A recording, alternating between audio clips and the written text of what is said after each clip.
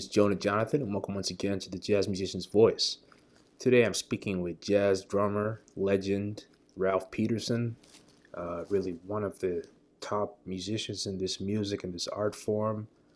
Has worked with the Who's Who, was even one of the double drummers with the Art Blakey Jazz Messengers.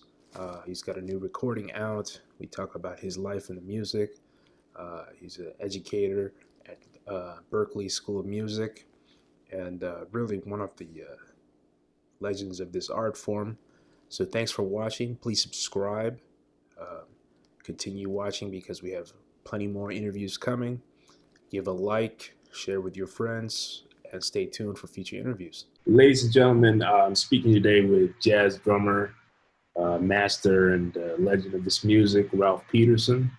So Ralph, you're actually from Pleasantville, New Jersey area, right? And you come from a very long background of drummers. Can you speak a little bit about this and how you got started in music? First of all, Jonah, it's good to see you. It's good to be with you today, and thanks everybody for checking it out. Yes, I'm Jersey born, Jersey educated, Jersey raised, Jersey schooled musically.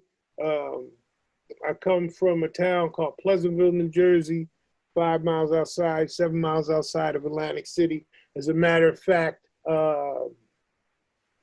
Peter Erskine, Harvey Mason, and myself grew up in a triangle of about 10 miles of each other, Ventnor, Atlantic City, and Pleasantville. And so I come from a long line of drummers all the way back to my grandfather. These are my grandfather's cymbals. Wow. that he used to play, you know, in the church. My grandfather just played time, okay? Played cymbals in the church. And I was fortunate enough to get those. You know, one day I'm going to use them in a recording, you know. But my father was a drummer, also played piano. Had an uncle that played organ and drums in Philadelphia. And also had my father's oldest brother, who was maybe the least professional musician. He was a longshoreman. But he came up with an idea of playing the bass that he never got credit for or recognition for, even within the family. Nobody took him seriously. He was that gregarious uncle at the barbecue who, you know, always had maybe a little bit too much of the fruit punch and the libation. But to his credit, the whole concept of Stanley Jordan and the way he plays the guitar by pressing on the fingerboard was something that my uncle, my father's oldest brother, thought about 30 years ago with the electric bass. Because he saw the tapping type thing. The tapping of, yeah.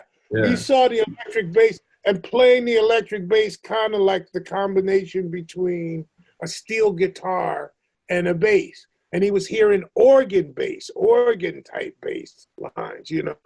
But it's interesting, you know, that's a novel part of my family musical story. You know, my mother had a great singing voice, and my grandmother was one of the first African Americans to be accepted to Westminster Choir College. And so, you know, music was on both sides of my family. Then I had one uncle who didn't play any instruments, and he brought me all the records. You did? Wow. And he was the guy, every time he came from New York, he would bring me a record, a Freddie Hubbard record, a Maynard Ferguson record, even Chuck Mangione, you know, a lot of the what we were calling fusion back then. I'm not a straight ahead acoustic jazz baby. Yeah, And yeah. I mean, you were born.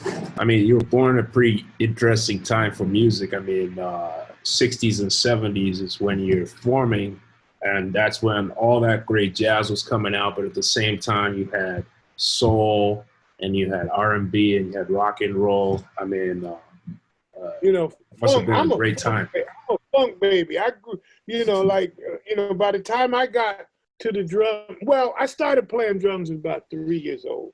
But by the time I got to really regularly playing the drums, I was dealing with the Commodores and Earth, Wind and Fire and James Brown and Parliament Funkadelic and Bootsy Collins. Those were the people. That's who I was dealing with musically, right? And there's an aesthetic to that music that is as nuanced as playing jazz. And so as Earl Klugh named it, instrumental R&B or fusion, came to prominence, I was introduced to the more sophisticated harmony and melody stuff through that music, through Freddie Hubbard's Windjammer record and Chuck Mangione, Earl Klugh, George Duke, and Billy the Duke Cobham projects with Alphonso Johnson on bass, And then one day my uncle came with a record of Dizzy Gillespie and Roy Eldridge, Trumpet Kings. And that was the record that kind of turned me out and was the paradigm shift. From there, it was Clifford, and then he started bringing me some other Freddie Hubbard records. And so as I went to college, my father's jazz collection would seem to mysteriously, disappear from the house one record at a time. You know what I mean? Yeah. Records that I didn't pay any attention to when I was 9, 10, 11, 12 years old. As I was 18, 19 years old, they mysteriously started disappearing, That's always been a family. Yeah. Well, I mean, you were playing in funk bands, during your high school years, teenage years. And then, you wanted to enter Rutgers on the drums, but you didn't pass the entrance exam. So you entered instead on trumpet. Right. Talk about this time. Well, this was an important time for me as a person with talent.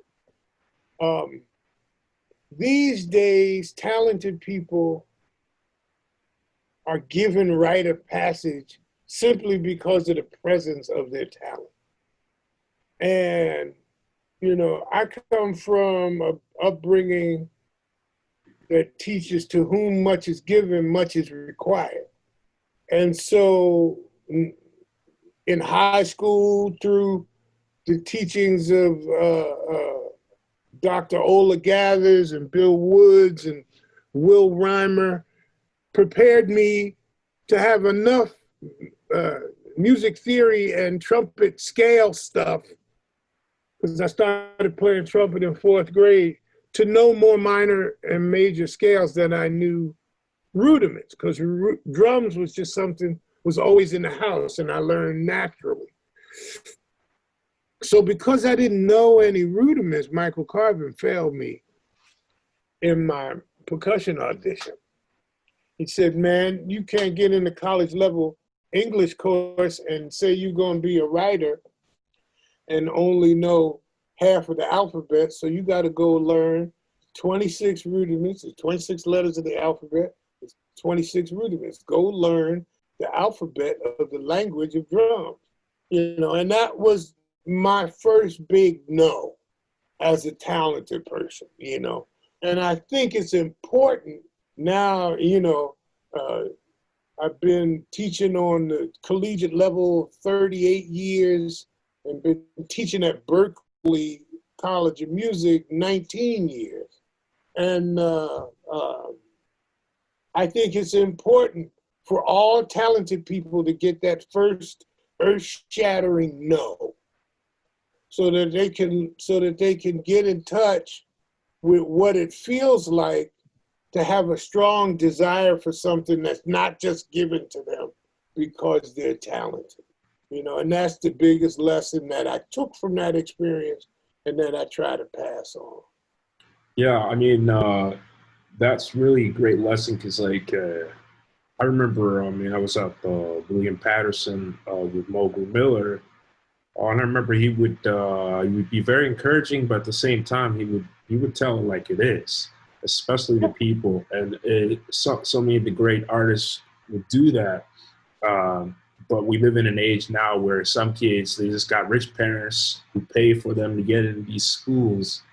And you know. And the other side of that problem is that the educators are so afraid that their enrollment is going to dip, or that their teaching studio is going to go down, or that, you know, the department may not have as many guitar players or drummers or singers as they had in the previous semester, or now in the face of COVID, you know, who is being the most innovative and still teaching these kids honestly and requiring them to work rather than just be grateful you got an official number of students in your class to keep your section open, you know. Yeah. I teach to protect this music and guard the truth as it was taught to me. The fact that I make a decent salary, decent enough to have sustained this pandemic without any real trouble, is just something that I'm grateful for. You know, but I also worked hard to get to this position, you know. Yeah, and absolutely. So, who were some of your guys at Rutgers that you were learning from at that time? Because oh man, Michael Carvin, Bill Fielder, Kenny Barron, Larry Ridley, they were Ted Dunbar. They were the faculty, and most of all, last but not least, Paul Jeffrey. You know, and because Paul directed the big band, and you know, Paul's an Aries. Paul was he didn't care nothing about your feelings, man. Neither did Michael Carvin. Kenny Barron and Larry Ridley were certainly more diplomatic and sensitive, but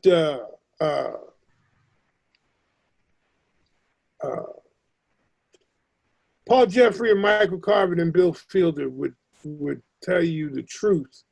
Feelings be damned. Yeah. Just talking to Saul Rubin yesterday or the other day about Paul Jeffries, and you know. Mm-hmm. The Rutgers scene, you know, I ended up going to Rutgers for a master's at Newark, you know, which is a different thing. But yeah, Rutgers had a lot of great musicians, and you know, you were fortunate to be part of that school. Yeah, you dealt with Leo Johnson.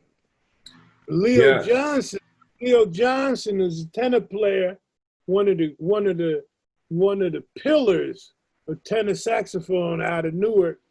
You know, there's a lot of cats that come out of Newark playing a whole pile of tenor saxophone besides Wayne Shorter. You know what I mean? Yeah. The entire Phipps family, Gene Phipps, Billy Phipps, and Leo Johnson, who was also an important mentor as I was during that time when I was in Rutgers, because all the organ gigs in Newark and East Orange at LC's and the Peppermint Lounge and Mr. West and Sparky J's, they were all, you know, Leo Johnson had those gigs on lock, you know, and he was schooling a lot of young musicians. Plus, Leo was the first cat I ever saw walk up on Dexter's bandstand without being invited, and Dexter be completely cool. He was the first person that I knew that could walk up on the bandstand of somebody like Dexter Gordon without an invitation and it'd be cool. You know what I mean? Yeah, I spoke with Radam Schwartz quite a bit, who was part of that scene quite a lot, the Oregon jazz scene in Newark. Back then, Radam was a piano player. He was moving towards Oregon, but he was a piano player then. Yeah. And Dave Bram and another guy named Alan Watson, who departed this life, was a great friend of both me and Radam. If you ever talk to Radam, get him to tell you some stories about Alan Watson, because Alan, cat from Jersey City, who knew a lot of music. Well, you came to New York in the 1980s, and from what I can gather, there was a big thing in the 70s of the fusion era and the whole electric thing, but then there was like a kind of move back into the acoustic sound of jazz. And then there's kind of the so-called Young Lions movement of jazz. And you worked with the who's who. I mean, second drummer for Art Blakey, Terence, Blanchard, Donald Harrison, Walter Davis, Tom Harrell, Branford and Wynton Marsalis, so many of the greats in that era. So talk about your arrival in the New York scene in the 80s and some of those experiences. Well, I was still in school when Terence got the gig with Art Blakey. Terence was at Rutgers with me. There's a bunch of us there. Pete Velasco, Jerry Weldon, Tom Chapin, Dave Schumacher, Josh Harris, Andrew Beal. There's a whole bunch of us there. And some of it, Frank Lacey, Harry Pickens, Steve Nelson, all of these cats were at Rutgers when I got there.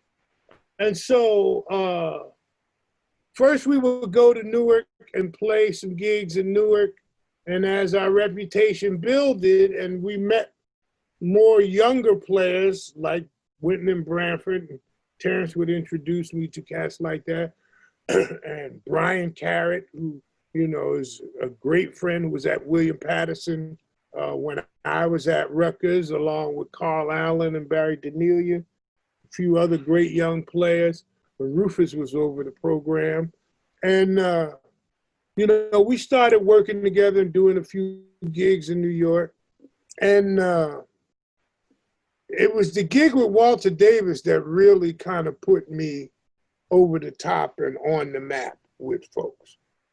After folks heard that I worked with Walter Davis, then came the opportunity to sit in with Art Blakey, at McCall's, and position myself to be, chosen, the last guy he chose to play in his 2-drummer Jazz Messenger big band, which, is kind of the impetus for a lot of my efforts in the here and now.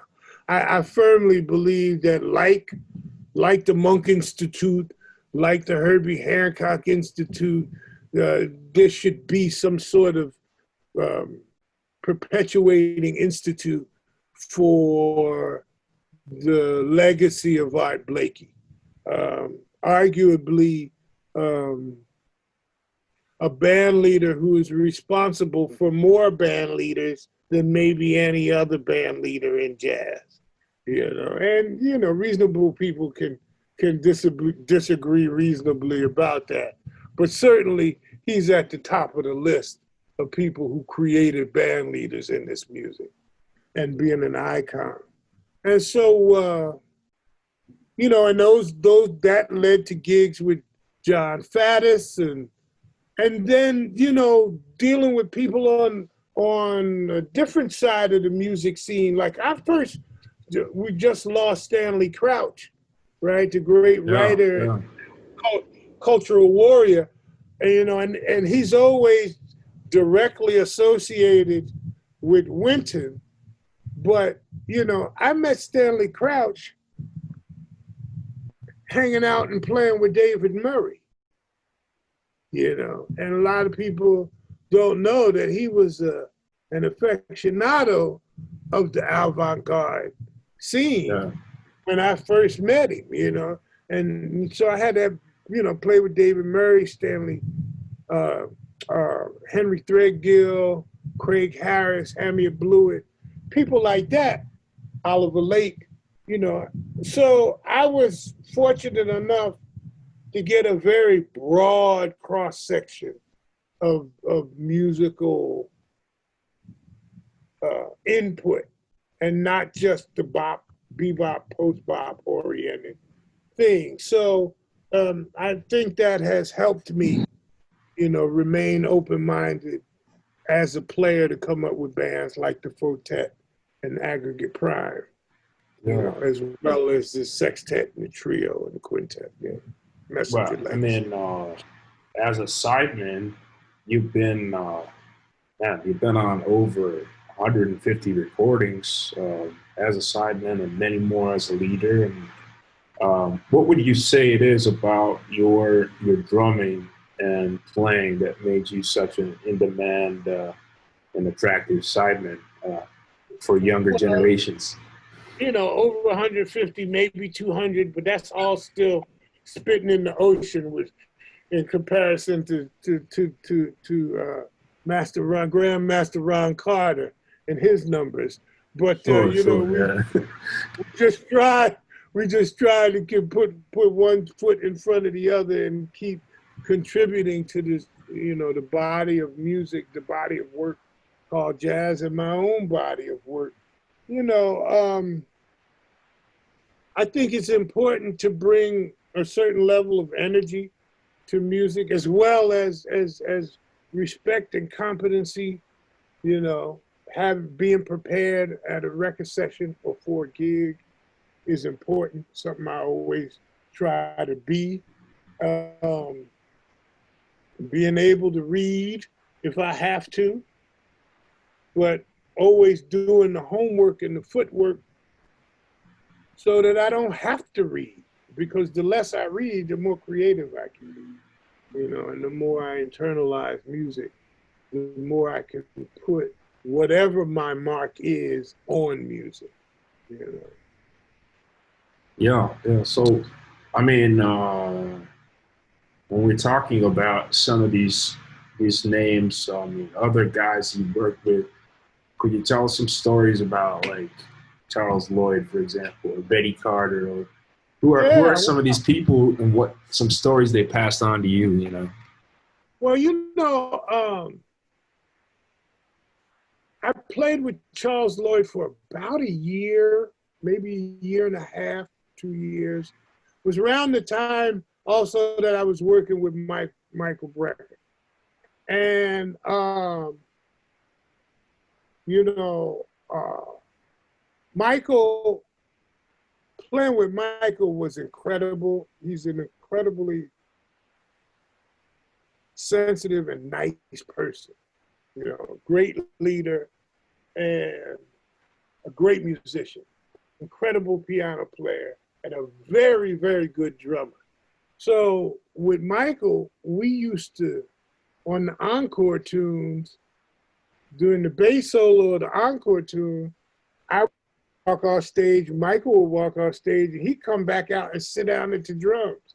And I'd come back out with my trumpet, and I'd play a solo and then play the head out of whatever tune it was we were playing, whether it was Joey's Midnight Voyage or this blues that Michael had put together that we would play.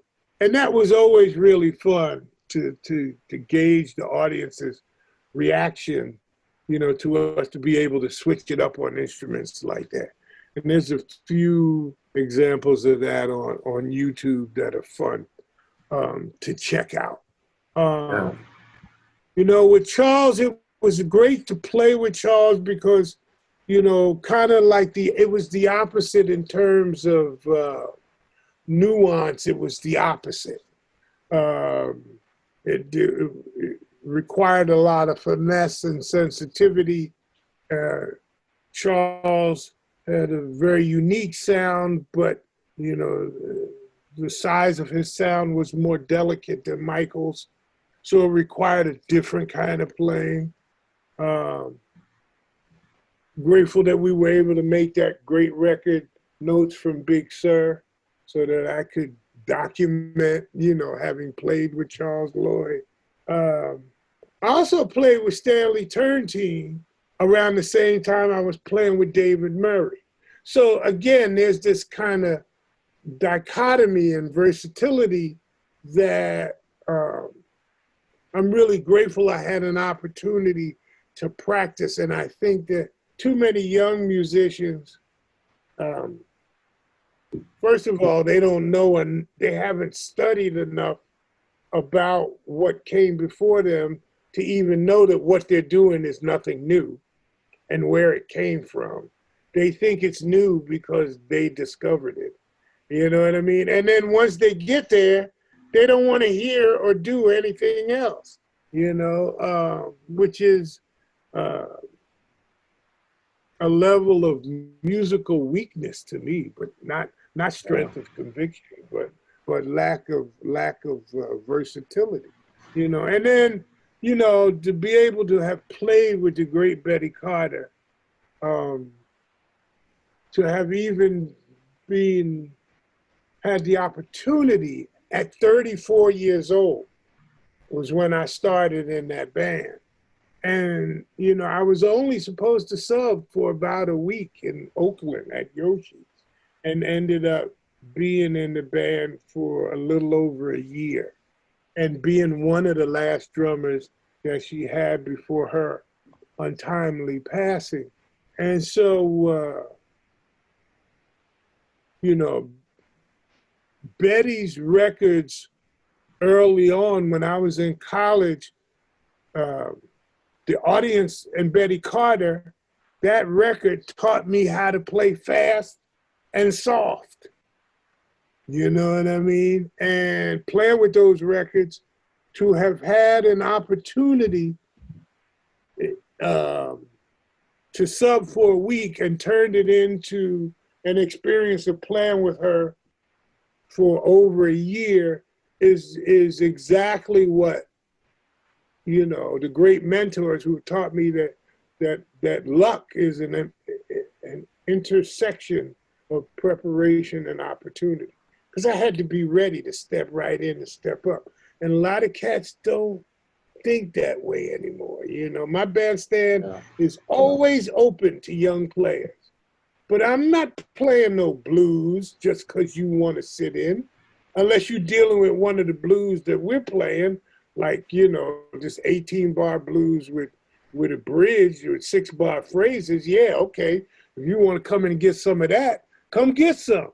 But otherwise, be ready to play the music that the band you want to play with is playing. Don't expect them to step outside of their repertoire to accommodate your young ass, because you don't know nothing. You know, you gain more by learning their repertoire and calling. That's how I got the gig with Brecker. I went to the rehearsal armed to the teeth with the hardest tunes in the book. I went out and bought his 4 most recent records because Michael Carvin taught me nobody gives you nothing in New York but a hard time. You know what I'm saying? And so if you want, if there's a gig you want in New York, you got to take it. And you take it by removing from the band leader the sensible possibility of hiring anybody else but you. And that's absolutely true, you know. I mean, you're right, because I see this in a lot of younger players. They have no respect for the elders. They think they're so full of it. If you want to play with somebody, they're not going to just give you that sheet. You gotta buy the record. You gotta learn it in and out. whether you got to transcribe it, whether you got to practice it. If you want to be playing with these guys, you gotta be knowing those tunes, and then only then maybe they might call you up and you get a chance to sit in. Yeah, That's how it used to be. I ignore emails from young people all the time asking me for sheet music. If my contemporaries or some of my seniors want to honor me by playing some of my music, then of course I'm going to give it up. But young people need to go and cop that stuff for themselves and at least approach me with an attempt at this is what it is. And I'll say, and I look at it and say, that's it. Or I can say, not quite. And, this chord is not what it seems. It's actually this chord. And this part of the form is this part, this long and not that long, And that's how knowledge is passed from generation to generation. And there's just not enough young people looking for that. You know what I mean? It's like they have this, expectation is, well, y'all got to give it to me because I'm next. Ain't no next. Ain't no next. You know what I'm saying? Yeah. Well, I mean, kind of segmenting on. I mean, as a leader, you've made over 20 recordings. Onward and Upward. My 25th record as a leader. Wow. 25. And you founded this Black Onyx label in 2010. So talk about the new recording. Talk about what it takes to put out music on your own label and that whole process. Well, I tell this story all the time. I started Onyx Productions music label in 2000 on October 10th in 2010, 10/10/2010, right? And it was done so because of a hard lesson I learned from Grandmaster Gary Bartz. I would remember I was in Malta somewhere I think I was touring with Brecker. And Orrin Evans was maybe there with Bobby Watson, and he's a few years younger than me. And there was some other young cats there, my age. And we were talking about how the music business ain't this and the music business ain't that, and the record business needs to do this and the record business needs to do that. And Gary Bartz said, y'all need to shut up with that noise over there. He just shut us down, right? He was at the pool trying to read his newspaper. He didn't want to hear no whole bunch of cackling youngsters who don't know that they don't know nothing, right?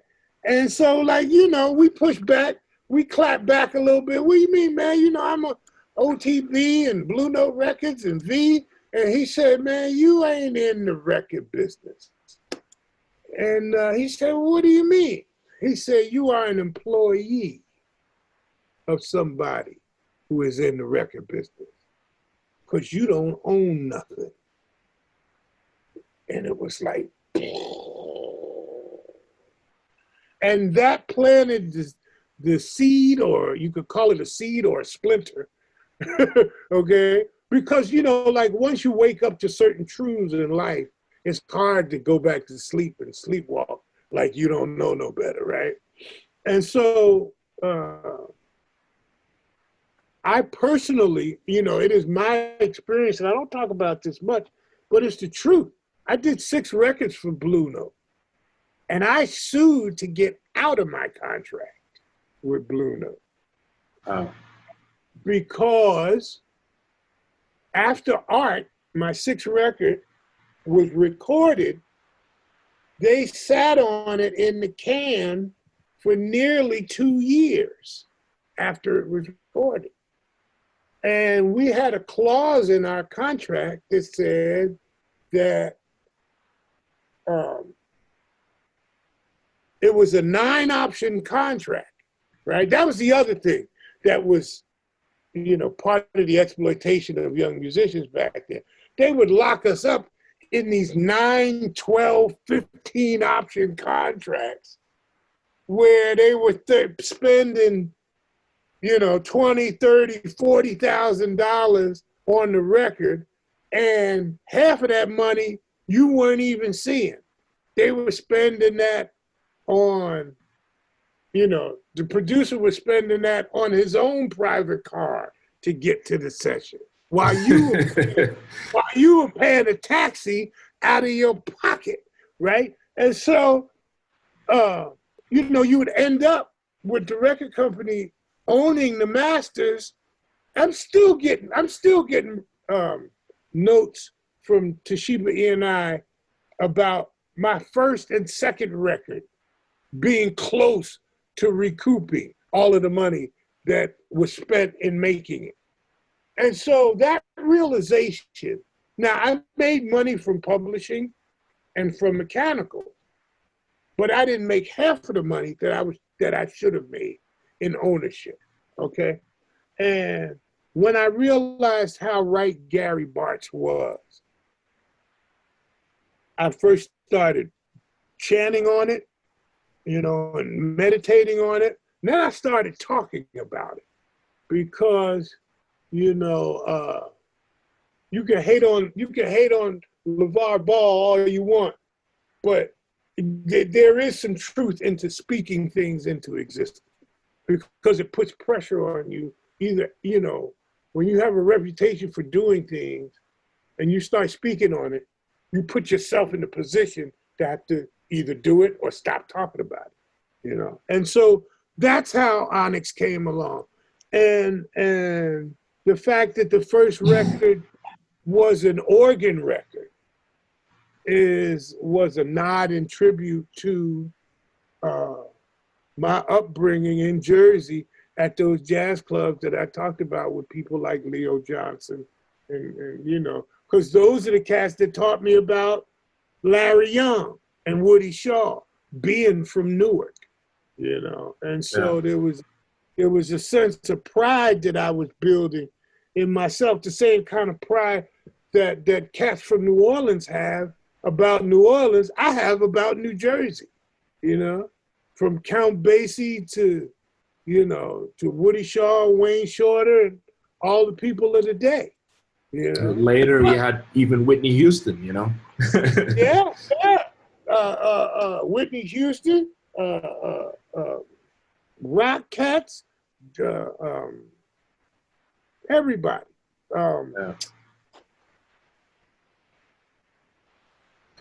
But, that's how my label got formed. And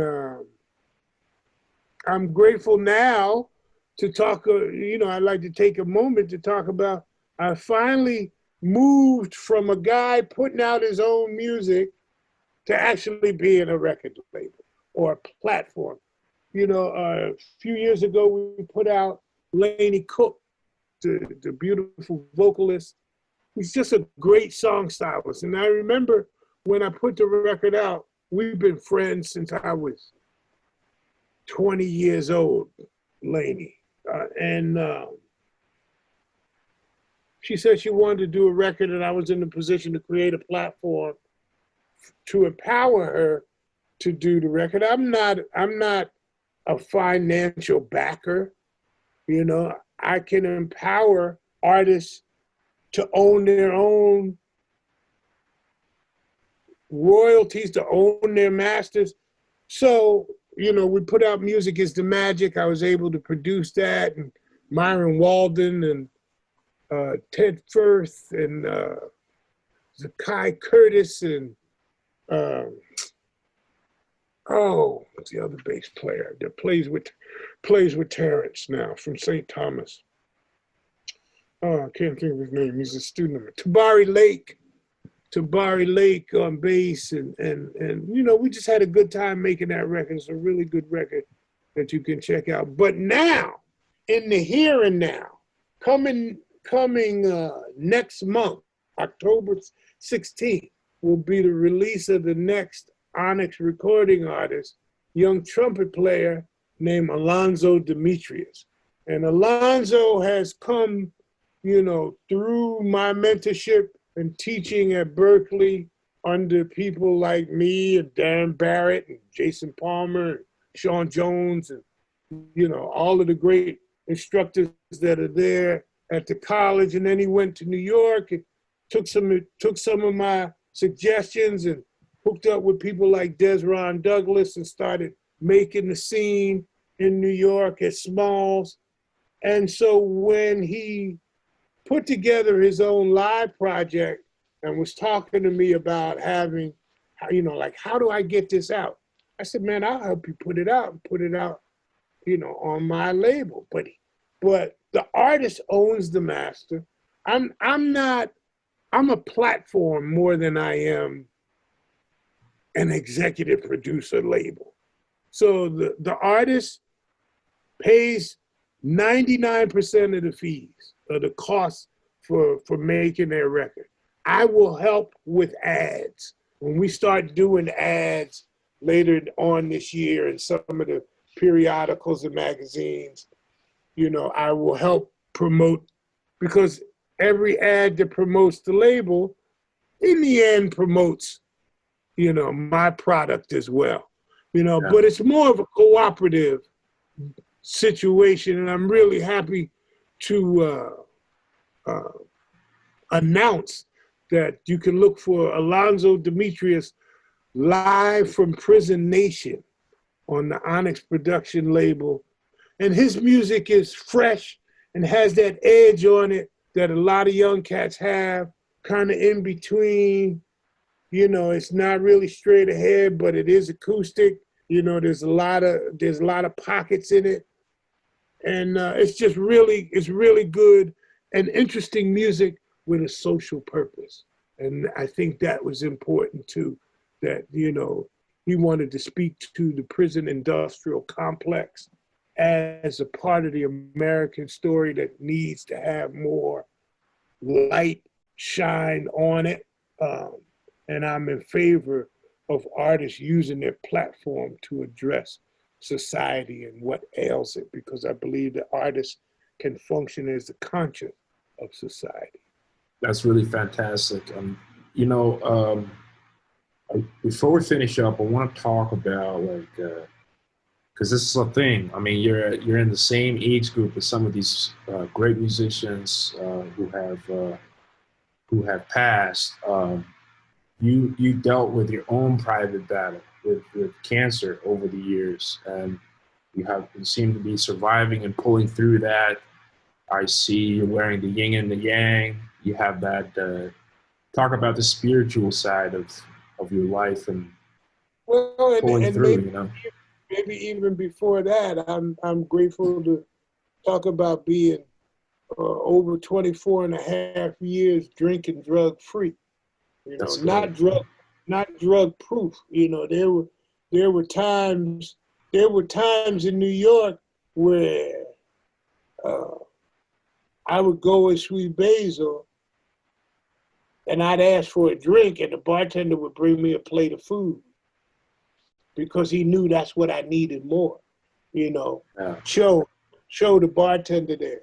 You know, and so, you know, I don't guard that part of my story with the level of anonymity that some people who have come back from that demon have, because for me, it was no secret when it was a problem. So why keep it a secret now that I've found a solution, you know? And, you know, I found my solution through reaching out and asking for help, you know? And so I try to be available to help other people, my students, other people. There's other people in the industry who I've played a part in them getting and staying clean. And it's not important who they are, or it's not important that I name who they are, because that's their story, you know what I mean? But, you know, Michael Brecker was a great encouragement in that part of my story, because, and I can say this with his permission, we shared that journey. We chewed a lot of that same dirt. So when we were on the road together, we were also, you know, hitting the 12-step rooms together on the road. And you know, people forget musicians are people too, you know, we go through that. And yeah, as of the last, well, before the big C hit, I got a metal plate and 8 screws in my right ankle, spinal fusion, an L5 S1 in my back. I got a replaced right hip. And then 5-6 years ago, I was diagnosed with colorectal cancer and have been battling that. And it's an ongoing battle. It's taught me to look at life differently, to live life with passion and gratitude, because nobody gets out of this life alive. There are people that I thought I would be making music with forever who are no longer here. You know, suddenly, you know, I mentioned the guy, Alan Watson, from Alan Watson to the late, great Jerry Allen, you know, and people who we've lost this year, you know. I've had the privilege to record twice with Ellis Marsalis, who was also my fraternity brother, Phi Beta Sigma Fraternity Incorporated. You know, so life on life terms is what I hope people hear in my music. And onward and upward is my motto against all these things. You know, sometimes, like Alonzo or some of my other records like Dream Deferred, we want to address societal ills. But as an artist, I'm always willing to show a piece of my own spirit and a piece of my own journey and share that in my music and in my story, so that people don't forget that I'm human, you know, especially because being human gives me permission to make mistakes, you know, and as long as I can keep making mistakes, I can keep growing. Now, if I'm making the same mistakes, then I got something I need to look at, you know. But if I'm making new mistakes, or mistakes that feel new, then that's all part of the process until the process is over. And like I said, nobody gets out of this life alive. It matters what you do while you're here, not how long you remain. You know, Yeah, people like Arthur Ray, who were here for such a short period, you know, and left so much impact on the music. Bheki, Mseleku, cats like that, you know, who are no longer here. So I'm grateful for the support that people give me. I'm grateful for my practice of Buddhism, which, you know, supports my spirit. I'm grateful for my practice of martial arts and my martial arts community. We just laid to rest my very first karate teacher from back in junior high school. I'm a 5th degree black belt now, and that means something outside of music, that my life have meaning and that I'm a part of a larger community, you know, that I can practice the principles that I learned in music. I can practice them in the martial arts community, and vice versa. And the principles that I learned in recovery, I can practice in music, you know, so that my life becomes this oneness, you know, of being, you know. Well, you know, we really thank you for being part of this. You know, part of the thing I really try to do is document the greats and the legends before us.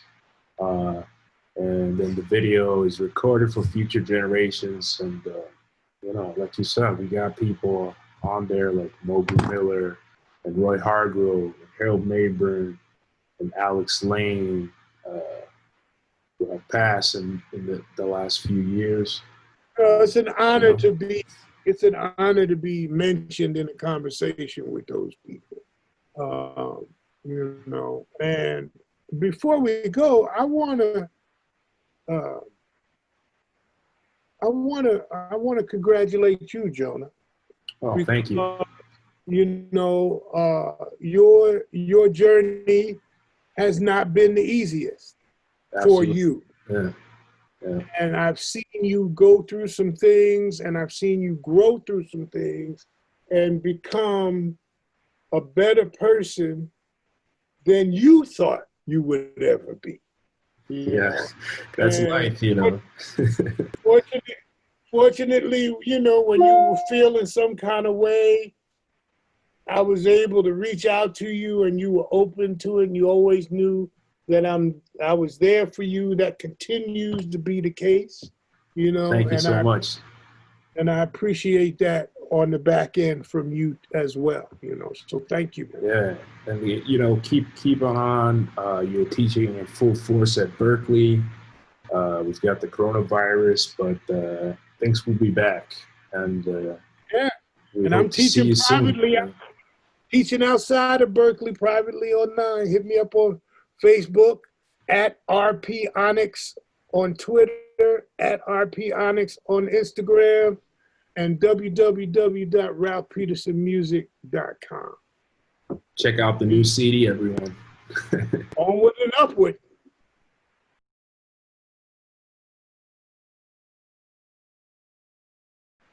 Well, that can be an advantage, and in the end, we have to be careful about it because it can be a disadvantage, because there has to be a limit on how many times a club can rebroadcast a specific performance. Yeah. You know, for revenue purposes. Yeah, it's a loaded topic. You know, I think Spike Wilner went into a lot of problems with a lot of artists because of the copyrights and all that. Because I know they record their shows, you know. Well, it's not the recording of the shows that is the problem. It's the rebroadcasting free, of the shows, and making them available on a website that you have to pay to be a member of, and then not compensating the artist for those subsequent rebroadcasts. You know, so it's going to open up a new area of law. But, you know, what musicians need to always remember is that this business is based on and rooted in exploitation. And so absolutely, if you don't bear that in mind and work vigilantly to combat that and protect yourself from that, you can get caught up. Or you could just not care and be, you know, there are cats who, you know, I don't care. I just want to play my acts and be seen, and I'm grateful for the opportunity. And that, you know, I respect that approach, but I don't agree with that approach. Oh yeah. Because my art is my commodity. Doesn't make any sense. You know, everybody's talking about how, you know, venues and clubs are struggling to stay alive, but artists are struggling to stay alive as well. You know, and so, you know, with Smalls, he was able to get an infusion of capital. I forget who it was from, Bob Dylan or... Oh, no, he got, I think that's Billy Joel or something. Billy Joel, right, from Billy Joel. And that's great. It would be great if the millionaires and billionaires in this industry and the people who pay politically correct lip service to jazz would put their money where their mouth is. You know, I mean, I've been fortunate enough to receive 2 or 3 grants. One small one and a couple of micro grants of, 1,000 or 500. But they just help keep your cell phone bill on or your light bill on for a month. They're not anything an artist can sustain themselves on.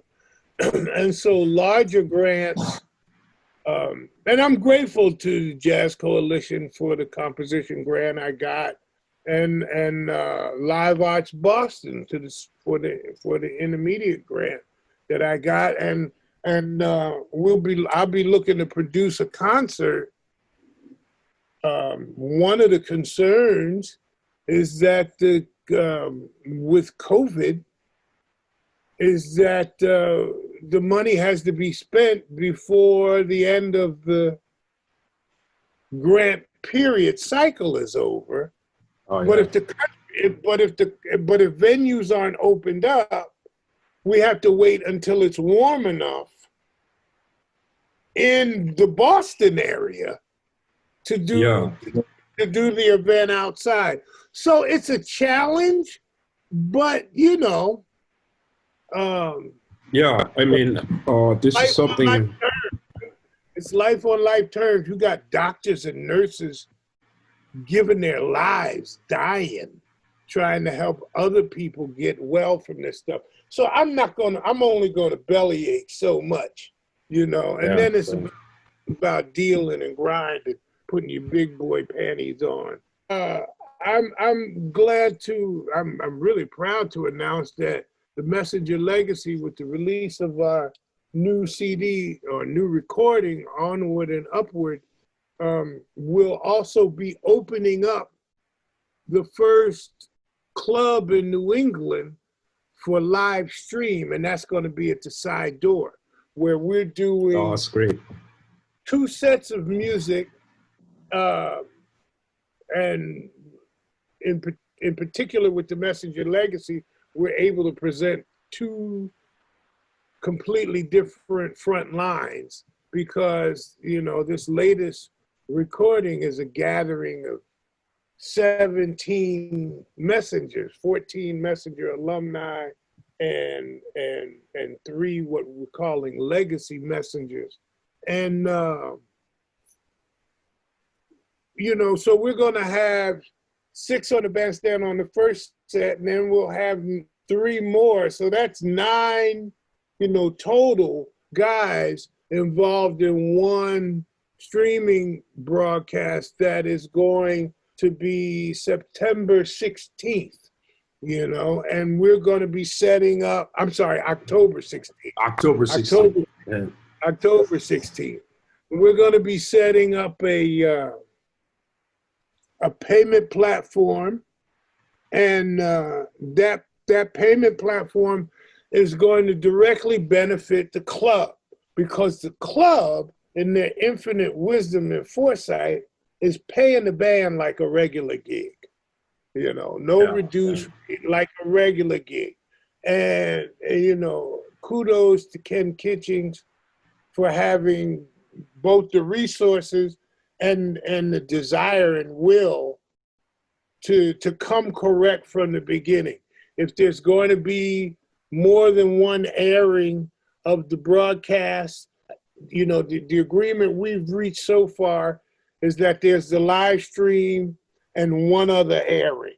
If there's any additional airings, it'll require additional payment. And you enter into some of these agreements in good faith, but you don't play any music until a contract is signed, and that contract has to be valid. And so hopefully this is something that can continue to spread. I know that my friend Dave out in Ann Arbor, Michigan, at the Blue Llama, is also starting to do that, and look forward to being able to travel out to Ann Arbor and do some shows out there. There are a few clubs now, and I was just on the phone yesterday with my good friend Orrin Evans, who was driving back from Knoxville, Tennessee, from doing a gig with the Bad Plus. where theaters are actually starting to produce shows from the theaters. So this is something that's going to open up, and we have to be prepared for it and vigilant about it to protect ourselves and keep this music going.